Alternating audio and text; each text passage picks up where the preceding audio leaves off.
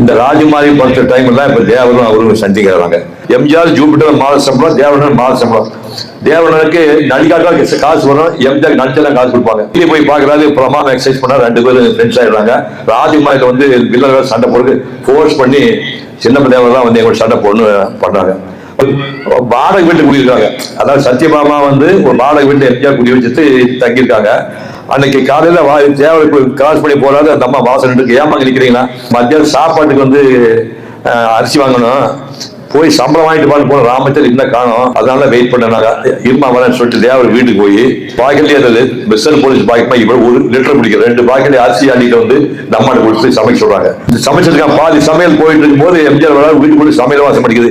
நாம காசு கொடுக்கலையே, அம்மா எப்படி சமைக்கலாம்னு கேட்டோம்னா, சின்னப்பா தான்ப்பா அரிசி கொடுத்தாப்பா. அப்படியா? அப்படி சின்னப்பா தேவர் வந்து எம்ஜிஆர் வீட்டுக்கு அரிசியை வந்து கொடுத்து அப்படி நெருக்கமாகி அதுக்கு நான் பெரிய ஆளாகி புடிசானா நீதான் ஹீரோ அப்படின்னு சொல்லி சொல்றாரு.